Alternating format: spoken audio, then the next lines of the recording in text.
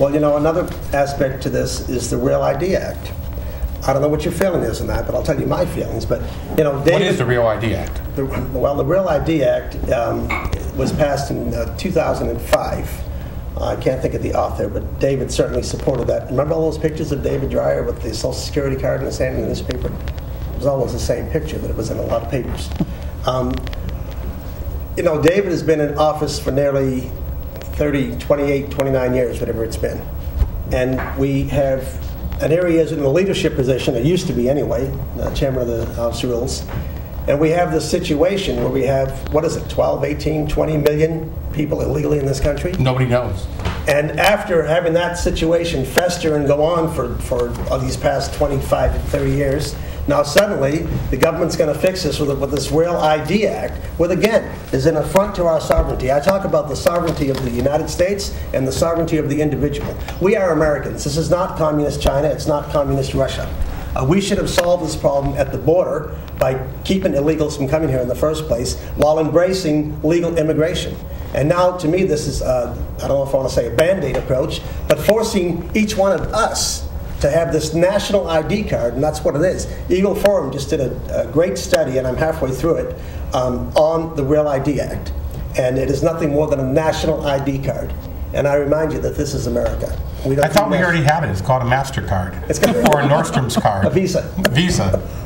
But now, David is a big proponent of that. And to me, again, this gets into that global, one world part of his brain, that he's the big internationalist, as he calls it. Okay, looking through your brochure here, and again, we're going to put on there how you can contact. In fact, it's right there. It says how you can contact you. It's right on the top there, which is your website. One of the things you say is that we must reduce the tax on gasoline. Now, as somebody who pays for 5 people driving, my gas bill is astronomical and stuff. What do you mean by that? Well, if you look at the other items in here as well, talking about reducing the national debt, the deficit that we have, deficit spending, all of these things we have to bring down. But any place that we can give some relief by cutting any federal tax on any gasoline, any portion of it, would be a help to the people that drive cars in this country. The inheritance tax, I talk about eliminating the inheritance tax. Certainly, I don't know where my opponent. Well, I think my daughter's paying more attention now. Is that very good? Very good. Of course, if gas prices keep going up, there'll be nothing to inherit. That's a good point. But I do want people to go to our website.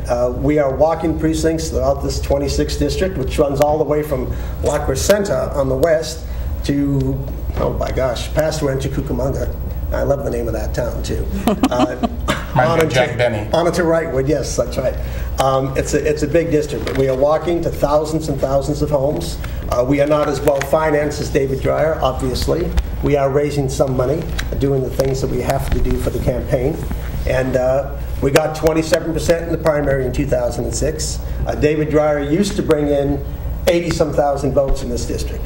He went down, and for a few years, a couple of elections there, he brought in 52,000 votes.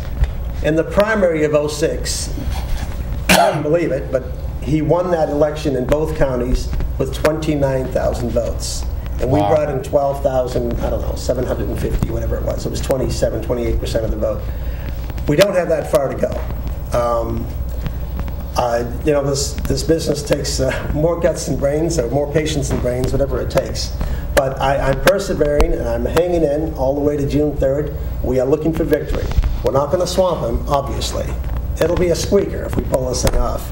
Well, what different policies would you bring to Washington? Well, for one thing, I would look at all trade agreements, and where the trade agreements tamper with our sovereignty, I would want to have a second look at those, most certainly.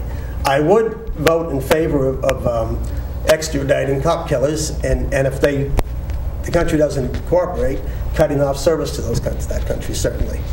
Earmarks.